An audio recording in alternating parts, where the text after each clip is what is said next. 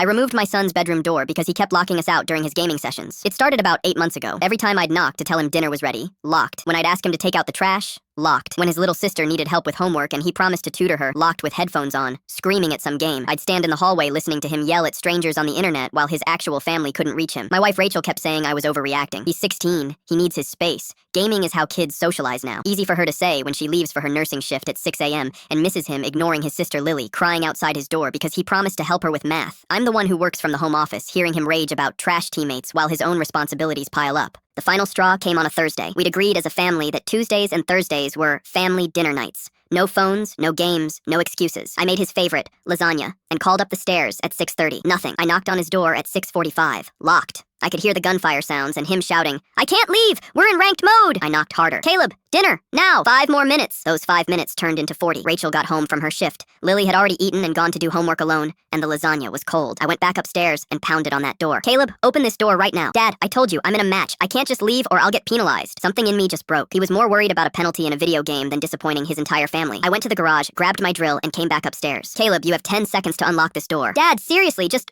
I started removing the hinge pins. Takes about 3 minutes. The first pin came out and I heard his chair scrape. "Dad, what are you doing?" "Solving a problem." The second pin came out, then the third. I pulled the door off and carried it downstairs to the garage. When I came back up, Caleb was standing in his doorway, headset around his neck, staring at me. "You can't just take my door. You can have it back when you remember you're part of this household." The next week was something else. Caleb tried hanging a blanket, which I removed. He tried stacking boxes in the doorway, which I moved. He even tried sleeping at his friend Owen's house, but Owen's dad called me laughing, asking what Caleb did to lose door privileges. By day 5, Caleb started coming down for dinner without being called. Not because he wanted to, but because he could hear us setting the table and knew he couldn't pretend he didn't know. Day 9 was when it got interesting. Caleb's friend Marcus came over. I was in the kitchen when I heard them go upstairs. Then Marcus's voice carried down. "Dude, where's your door?" Long pause. "My dad took it." "Why?" Even longer pause. "Because I kept locking them out during games." I expected Marcus to sympathize. Instead, I heard, "Oh man, yeah, my mom threatens that all the time." "What did you do?" "I missed family dinner because of ranked mode." "Bro, that's rough. My mom would have taken my whole PC." I heard Caleb's voice get quiet. "Yeah, I guess I got off easy." That's when I knew the message was landing. Day 12, I heard Lily knock on Caleb's doorframe. "Caleb, can you help me with fractions?" I waited for the excuse. Instead, I heard his chair move. "Yeah, come in. Let me save this real quick." I looked down the hall. Caleb was pulling up a second chair, and Lily was sitting down with her math book. He was actually helping her. It took 2 full weeks. 14 days of Caleb having to be present, not just physically here, but actually aware of his family existing around him. On day 15, I carried his door back upstairs after he left for school. I rehung it while the house was quiet. When Caleb got home, he stopped at the top of the stairs. I was adjusting the hinges. "You put it back," he said. "Seemed like you were ready for it." He tested the door, swinging it open and closed gently. "Think you can use that lock responsibly now?" I asked. He nodded. "Yeah. And Dad, I'm sorry. I didn't realize how much I was being absent while being here." I put my hand on his shoulder. "Door stays on if you stay present. Deal?" "Deal." He hasn't locked us out since.